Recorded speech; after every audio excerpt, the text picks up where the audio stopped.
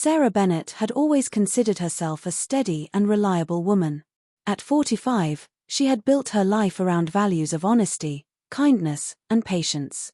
Her son, Daniel, was 23, and their bond was something she cherished deeply. Since her husband Mark traveled often for work, Sarah and Daniel had spent many years depending on each other in small but meaningful ways.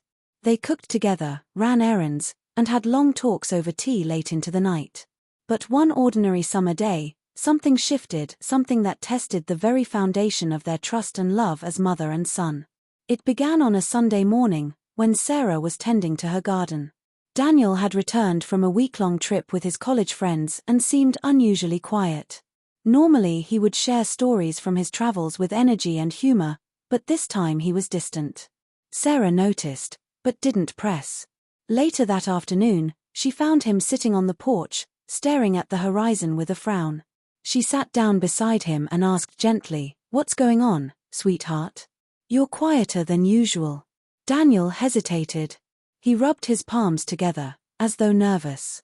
"Mom," he began, his voice breaking slightly, "I need to tell you something, but I'm scared it might change how you see me."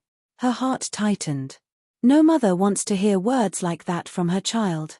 Still, she placed a steady hand on his arm. "Nothing could ever change the way I see you. You're my son. Tell me what's on your heart."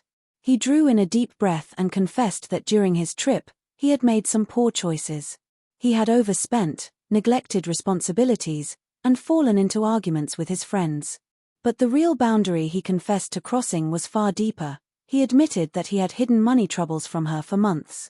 He had borrowed money without telling her and had even lied about why he couldn't cover certain bills.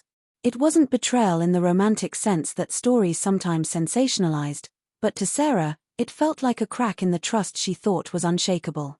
She sat in silence, her eyes clouded. For years, she had worked tirelessly to teach Daniel honesty and accountability. Yet here he was, confessing not just a mistake, but a repeated pattern of secrecy. "Why didn't you tell me sooner?" she asked, her voice soft but firm. Daniel's eyes brimmed with tears. "Because I didn't want to disappoint you. You've always believed in me, and I thought if you saw me fail, you'd lose respect for me." Sarah felt her own tears rising.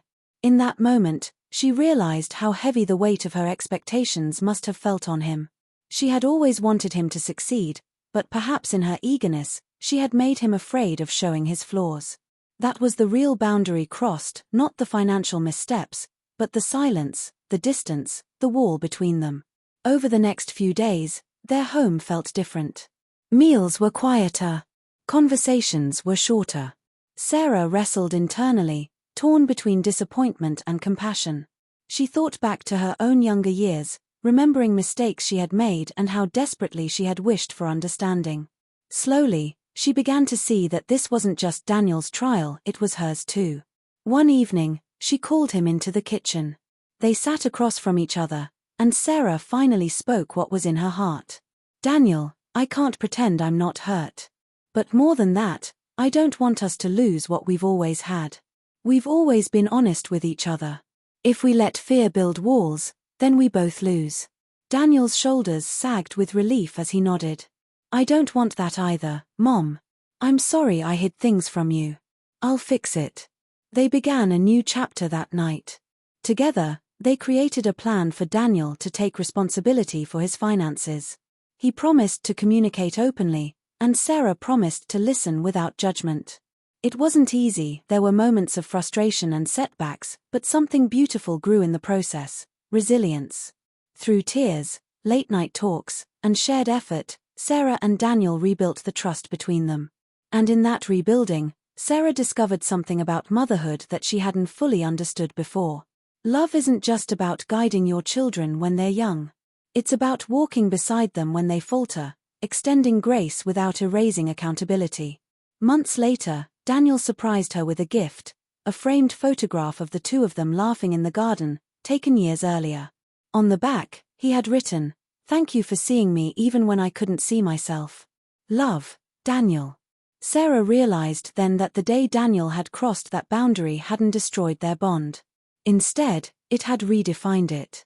It showed them both the strength of forgiveness, the courage of vulnerability, and the beauty of rebuilding trust.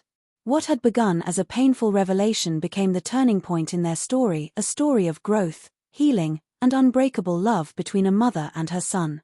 And so, when Sarah looked back on that season of her life, she didn't see it as a time of betrayal. She saw it as the moment everything changed for the better.